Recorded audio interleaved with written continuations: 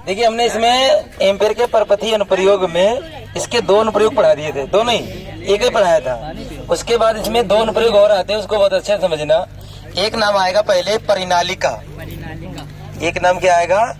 परिनालिका आएगा। पहले हम तुम्हें परिनालिका के बारे में बताएंगे। इसको परिनालिका क्या है, परिनालिका किसे कहते हैं, ये परिनालिका का निर्माण कैसे होता है, यानी जो परिनालिका होती है वो उसकी बनावट कैसे है, कैसे बनाया जाता है। तो देखो हम क्या करेंगे, सबसे पहले जो तुम लोग जानते हो कुछ स्प्रिंग जानते हो, एक स्प्रिंग ये समझ लीजिए परिनालिका है। जैसे ये हमारी मान लो कुंडली है, ऐसे स्प्रिंग को ऐसे बनाया जाए, ये स्प्रिंग टाइप तो है, ये परिनालिका है। ये बनाई कैसे जाती है, जब वो कोई हमारे पास विद्युत रुद्ध तार होनी चाहिए, कैसे तांबे की, मान लो हमारे पास तांबे के तार है, उसको बेलनाकार आकृति पर, बेलनाकार आकृति, जैसे मान लो ये बेलनाकार आकृति है, इसको कुंडली नुमा इस पे लपेटते जाओ।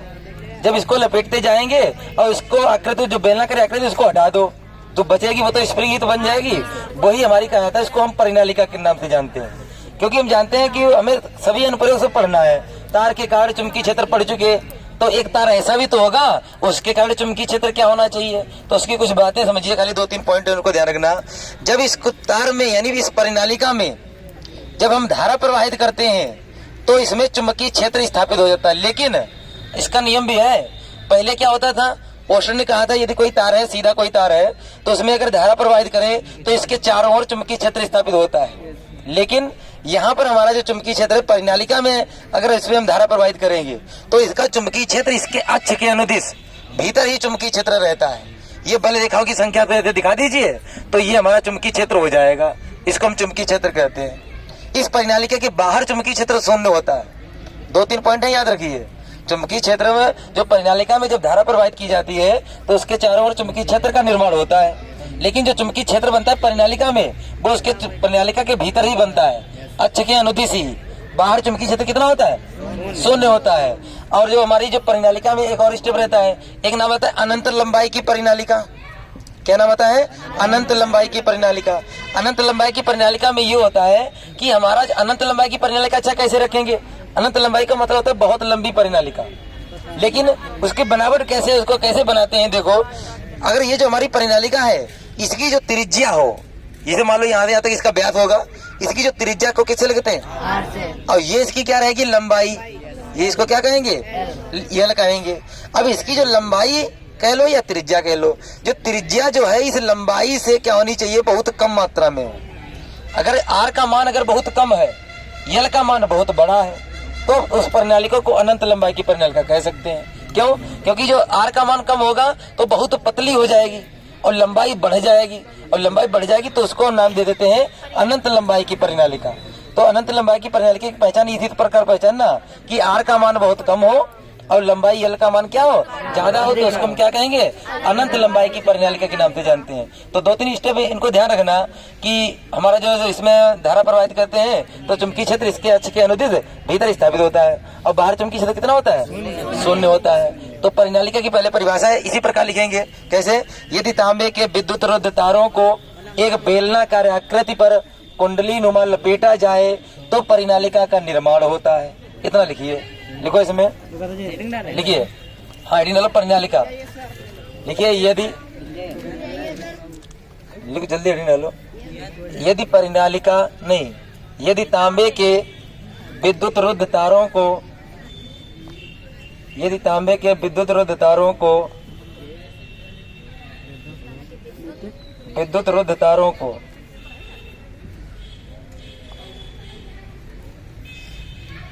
कुचालक बेलनाकार आकृति पर, विद्युत रुद्ध तारों को कुचालक बेलनाकार आकृति पर कुंडली नुमा लपेटा जाए, कुंडली नुमा लपेटा जाए तो परिनालिका का निर्माण होता है। कुंडली नुमा लपेटा जाए तो परिनालिका का निर्माण होता है। कुंडली नुमा लपेटा जाए तो परिनालिका का निर्माण होता है। याद करने में कोई दिक्कत नहीं है इसमें, ये तो याद हो जाएगा ना। इसमें हम क्या लिखेंगे, जो तुमने लिखा है यदि तांबे जो विद्युत रुद्ध तारों को उसमें क्या करें, कुंडली नुमा लपेटें बेलनाकार आकृति पर, तो किसका निर्माण होता है, तो परिनालिका का निर्माण होता है। अब वो 2-3 स्टेप है, वो पॉइंट है, जैसे हमने कौन सा पॉइंट बताया, अनंत लंबाई की परिनालिका के लिए क्या होना चाहिए, लंबाई ज्यादा होना चाहिए, त्रिज्या कम होनी चाहिए। दूसरा पॉइंट बताया कि चुंबकीय क्षेत्र परिनालिका के भीतर ही स्थापित होता है, बाहर शून्य होता है। वो भी नीचे नीला से लिख लीजिए, लिखो, यदि परिनालिका की त्रिज्या, यदि परिनालिका की त्रिज्या, यदि परिनालिका की त्रिज्या कामा लगा दो, लंबाई की तुलना में, लंबाई की तुलना में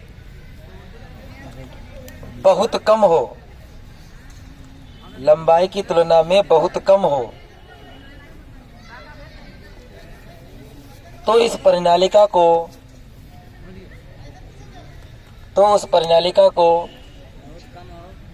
कम हो तो उस परिनालिका को अनंत लंबाई की परिनालिका कहते हैं। तो उस परिनालिका को अनंत लंबाई की परिनालिका कहते हैं। ये भी स्टेप तुम्हें ऐसे याद हो गया होगा। तो इसमें अर्थ क्या है, ये तो खाली समझने तो था। यानी जो उसकी त्रिज्या है परिनालिका की, उसकी लंबाई की अपेक्षा क्या होनी चाहिए, बहुत कम होनी चाहिए। तो हमारी परिनालिका कैसी कही जाएगी, अनंत लंबाई की परिनालिका कहलाती है। दूसरा ये लिख लो, जो चुंबकीय क्षेत्र है वो इसमें भीतर रहता है, बाहर कितना होता है, शून्य होता है। वो भी नीला से लिख लो, तो स्टार बना के लिख लिया करो, स्टार बना दिया करो, चाहे एक तो। हाँ जी सर, जी सर, लिखिए, जब परिनालिका में, हाँ स्टार बना के लिख लो, जब परिनालिका में विद्युत धारा प्रवाहित की जाती है, जब परिनालिका में विद्युत धारा प्रवाहित की जाती है, तो परिनालिका के अंदर, तो परिनालिका के अंदर अक्ष के अनुदिश, तो परिनालिका के अंदर अक्ष के अनुदिश समरूप चुंबकीय क्षेत्र का निर्माण होता है। परिनालिका के अंदर अक्ष के अनुदिश समरूप चुंबकीय क्षेत्र का निर्माण होता है। अनुदिश समरूप चुंबकीय क्षेत्र का निर्माण होता है।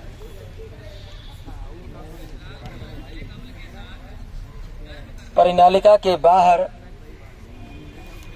समरूप चुंबकीय क्षेत्र का निर्माण होता है। परिनालिका के बाहर चुंबकीय क्षेत्र शून्य होता है। परिनालिका के बाहर चुंबकीय क्षेत्र शून्य होता है। परिनालिका के बाहर चुंबकीय क्षेत्र शून्य होता है। ये भी तुम्हें याद करना पड़ेगा क्या, ऐसे याद हो जाएगा ना। यदि किसी परिनालिका में धारा प्रवाहित की जाती है तो उसके अक्ष के अनुदिश उसके जो भीतर है वो समरूप चुंबकीय क्षेत्र का निर्माण होता है। और परिनालिका के बाहर चुंबकीय क्षेत्र कितना होता है, ये यहाँ पे बना भी दीजिए, क्योंकि अंदर बल रेखा की संख्या दिखाई गई तो इसका मतलब भीतर ही चुंबकीय क्षेत्र है। इसमें बना लीजिए, बढ़िया बनाना कुंडली है। देखिए इसका दूसरा अनुप्रयोग का नाम क्या है, अब इसको समझिए। अभी तक अगर डायरेक्ट इसको अनुप्रयोग को बताते हैं तो इतना कायदे से नहीं समझ में आता। अब इसको तुम अनुप्रयोग को समझिए। लंबी परिनालिका के भीतर चुंबकीय क्षेत्र, अब लंबी परिनालिका मतलब अनंत लंबाई हो गई, तो इसका मतलब ये रहा होगा कि जो परिनालिका है उसकी त्रिज्या बहुत कम मात्रा में होगी और लंबाई क्या होगी, ज्यादा मात्रा में। अब हम जानते हैं कि चुंबकीय क्षेत्र जो परिनालिका होती है उसके भीतर चुंबकीय क्षेत्र होता है, बाहर कितना होता है, शून्य होता है। तो इसमें आगे मान लो हमने कोई परिनालिका एक बना देते हैं, मान लो जैसे ये परिनालिका है।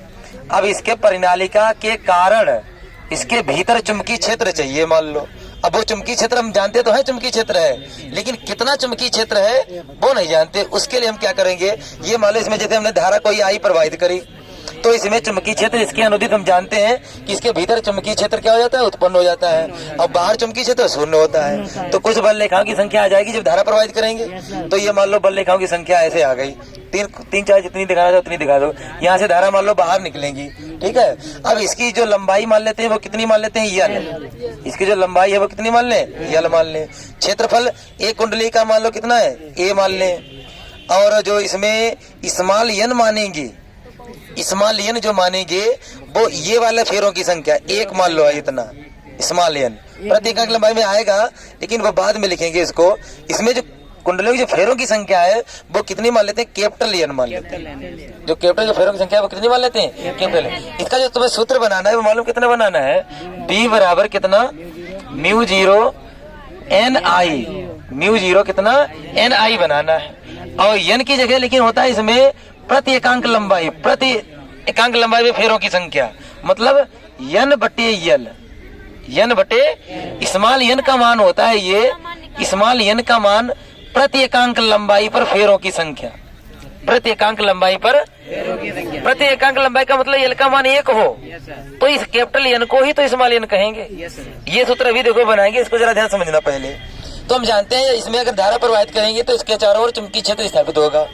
तो अब चुंबकीय क्षेत्र स्थापित होगा, अब एम्पियर का परपथीय नियम पढ़ रहे हैं। कौन सा नियम पढ़ रहे हैं, एम्पियर का परपथीय नियम कहता है बंद पृष्ठ पे लगता है। अब बंद पृष्ठ नहीं होगा तो कल्पना करते हैं, तो मान लेते हैं इसमें एक बंद पृष्ठ की कल्पना कर लेते हैं, इसके अक्ष के अनुदिश, ये तो चलो यहाँ बना लीजिए। लेकिन अब बाहर भी तुम्हारा चुंबकीय क्षेत्र होगा, जो परिचालिका जो है उसमें जो चुंबकीय क्षेत्र के जो अगर कल्पना करोगे वो इस प्रकार से करोगे, चाहे डॉट डॉट में बना देना इसको। ये हमने मान लो इसमें बंद पृष्ठ के अनुदिश हमने ये लाइन नहीं है, तुम्हारी ये लाइन बनाई जाएगी। इसके बंद पृष्ठ के अनुदिश हमने क्या कर लिया, चुंबकीय बंद पृष्ठ की क्या कर ली, कल्पना कर ली। इसका नाम रख देते हैं ए बी सी डी। अब इसके कारण मान लो चुंबकीय क्षेत्र, चारों भुजाओं के कारण चुंबकीय क्षेत्र कितना होगा वो हमें निकालना है। अब इसमें लगाएंगे एम्पियर के परपथीय नियम से, एम्पियर के परपथीय नियम से, एम्पियर के परपथीय नियम से, दिख रहा है इसमें नहीं, एम्पियर के परपथीय नियम से क्या सूत्र होता है, बंद समाकलन vector v dot vector dl बराबर निर्वात की चुंबकशीलता म्यू जीरो तथा उसमें कुल धारा कितना आई। लेकिन ये जो हमारा यन होते हैं कैपिटल यन, वो इसमें एक कुंडली में फेरों की धारा होती है, वो आई धारा होती है एक फेरों में संख्या। धारा मान लो अगर प्रवाहित करोगे तो उसमें एक में रहेगी। अगर कुल धारा अगर निकालनी हो तो कितनी आएगी, यन आई, कितनी आ जाएगी, या ऐसे समझो, मान लो जैसे इतना होता है, यहाँ पे हम लिख दे यदि कुंडली में फेरों की संख्या यन हो तो क्या हो जाएगा, म्यू जीरो यन आई, कितना बन जाएगा, तो म्यू जीरो यन आई बन जाएगा।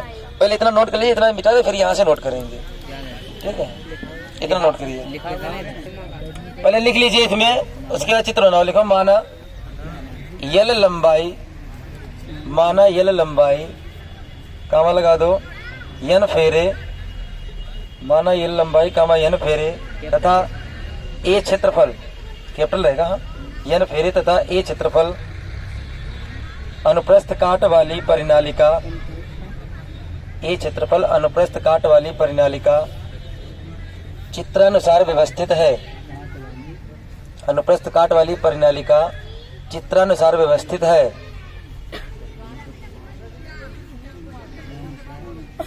जिसमें चित्रानुसार व्यवस्थित है, जिसमें एक में प्रवाहित धारा आई है, जिसमें एक में प्रवाहित धारा आई है। हमें इसका चुंबकीय क्षेत्र ज्ञात करना है, हमें इसका चुंबकीय क्षेत्र ज्ञात करना है, हमें इसका चुंबकीय क्षेत्र ज्ञात करना है। अब ये चित्र बनाओ पहले, फिर एम्पियर के परपथीय नियम से हम इसको नियम ज्ञात करें। इसी के आगे तुम्हें एम्पियर के परपथीय नियम के सूत्र सिद्ध करना है। अब चित्र तो हमने मिटा दिया, तो उसको ध्यान रखना, तुमने चित्र क्या बना था, नाम हमने कुछ ऐसे इस प्रकार से दिया था, ए बी सी डी ऐसे दिया था। अब 4 पृष्ठ से बनेगा तुम्हारा चुंबकीय क्षेत्र, तो चारों पृष्ठ के लिए अलग अलग लिखेंगे। जैसे तुमने अभी जो उसका जो सूत्र लिखा है एम्पियर के परपथीय नियम से, बंद समाकलन vector v dot vector dl बराबर म्यू जीरो कितना आई। अब फेरों की संख्या यन होगी तो कितना हो जाएगा, यन आई। कुल धारा चाहिए ना हमें, तो उसकी नेट धारा होती है, कुल धारा होती है आई।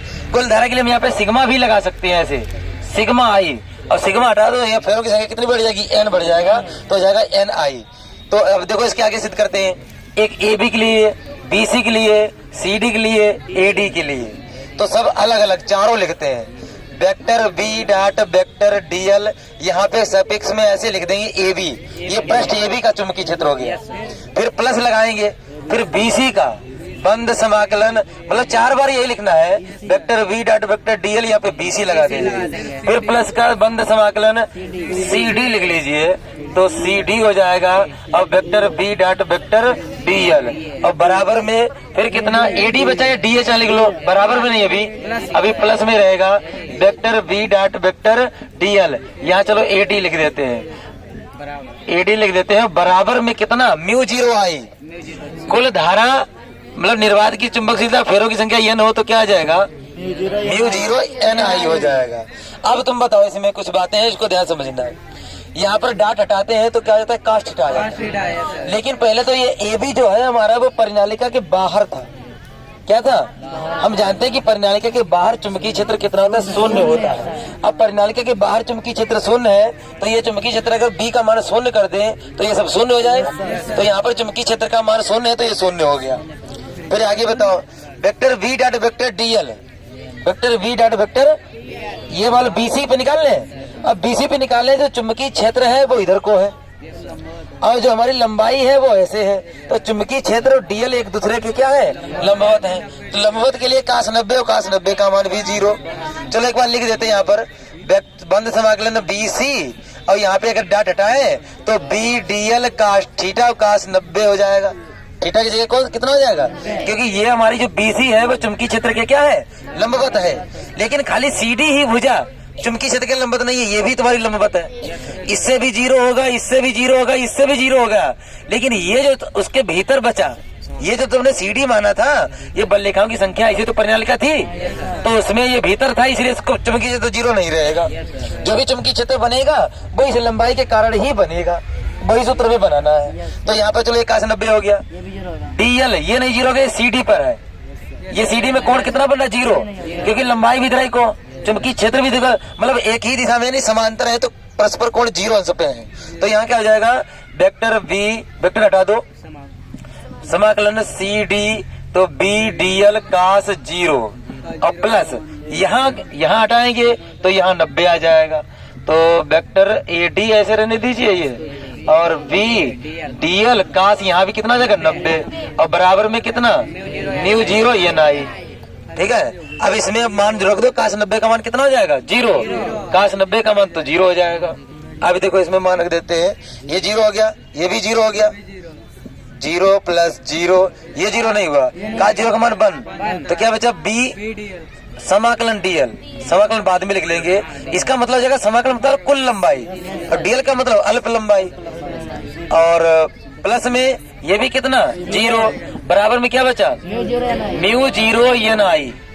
अब लंबाई का मतलब होता है कुल लंबाई, समाकलन लगा तो इसकी कुल परिणालिका की कुल लंबाई हमने कैपिटल एल मानी थी, ये तो 0 छोड़ा हटाओ, खाली बी, अब इंटू में कितना बचा एल, बराबर में कितना म्यू 0 n आई। चुंबकीय क्षेत्र का मान निकालना है, एल कहाँ पहुंच जाएगा, कोई कठिन थोड़ी ना सूत्र सिद्ध करना है, खाली एक में मान रखिए बस आंसर आ जाता है, ये हमारा आंसर आ गया। लेकिन अभी इसमें लिखेंगे स्मॉल एन, क्या लिखेंगे हम, लिखेंगे स्मॉल एन बराबर क्या हो जाएगा, स्मॉल एन बराबर कैपिटल एन बट्टे कैपिटल एल। ये जहाँ स्मॉल जो एन होता है वो एकांक लंबाई में फेरों की संख्या होती है, लिखेंगे स्मॉल एन, जहाँ स्मॉल एन एकांक लंबाई में फेरों की संख्या, एकांक लंबाई में फेरों की संख्या है, तो यहाँ पर हम क्या कर देंगे, n कर देंगे, तो हमारा सूत्र बन जाएगा v बराबर म्यू 0 n आई। ये इसका आंसर हो गया। लो इसको सिद्ध कर लीजिए, और क्या नोट कर लीजिए इतना। देखिए जो अभी सूत्र पढ़ा है तुमने, इसी पे एक हम न्यूमेरिकल बोल रहे हैं, उसके बाद तीसरा अनुप्रयोग पढ़ाते हैं। लिखा है पास फेरों वाली एक परिनालिका 80 सेंटीमीटर लंबी है और इसमें 5 परतें हैं जिनमें से प्रत्येक में 400 फेरे हैं। परिनालिका का व्यास 1.8 सेंटीमीटर है। यदि इसमें 8 एम्पीयर की विद्युत धारा प्रवाहित हो रही है तो परिनालिका के भीतर केंद्र पर चुंबकीय क्षेत्र B का परिमाण परिकलित कीजिए।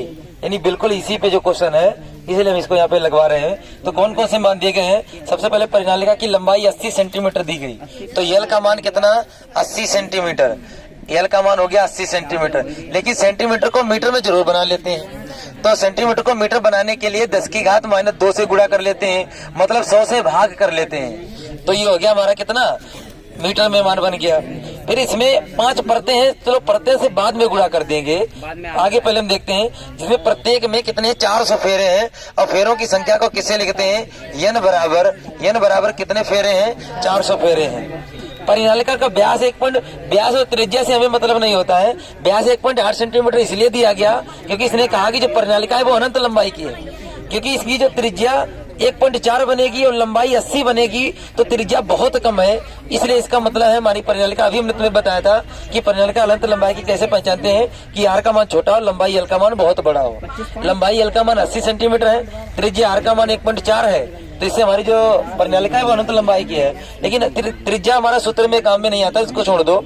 आगे क्या क्वेश्चन ने कहा, इसमें 8 एम्पीयर की धारा प्रवाहित हो रही है, तो आई का मान कितना, 8 एम्पीयर की धारा प्रवाहित हो रही है। तो इसमें चुंबकीय क्षेत्र का मान ज्ञात करना है, बी बराबर क्वेश्चन मार्क।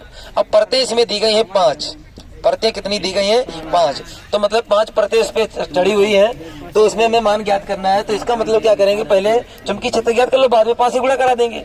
तो पहले हम चुंबकीय क्षेत्र का सूत्र ज्ञात करेंगे, बी बराबर μ0 कैपिटल N I बटे में कितना L, बस इसमें मार रख के इसका आंसर आ जाएगा।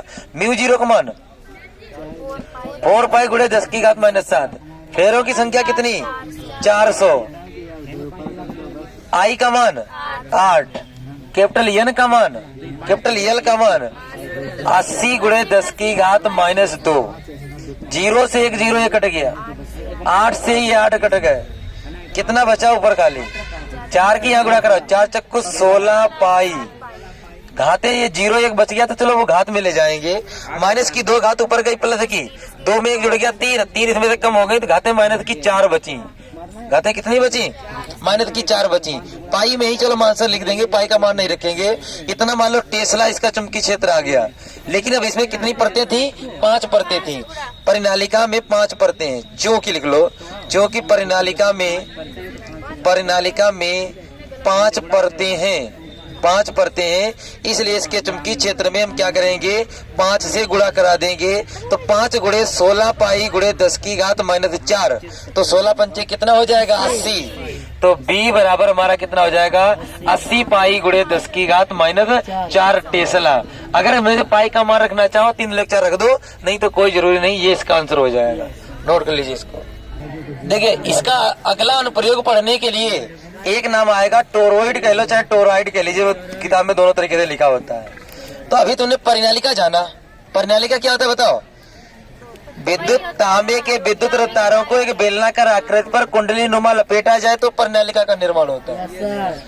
बस उसमें बहुत आसान क्वेश्चन है टोरॉइड का। इसी परिनालिका को तुम एक वृत्ताकार रूप में मोड़ दीजिए, वृत्ताकार रूप में मोड़ दीजिए, वो हमारा टोरॉइड हो जाएगा। कहने का मतलब जैसे पहले ऐसा करो, एक ऐसे बेलनाकार का मतलब ये कोई ऐसे वृत्ताकार बना लो, उसमें फेरों की संख्या लपेट दीजिए ऐसे।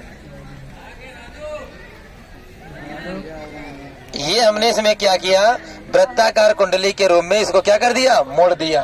ये तुम्हारा किसका निर्माण हो गया, टोरॉइड का निर्माण हो गया। बस टोरॉइड ऐसे ही लिखेंगे।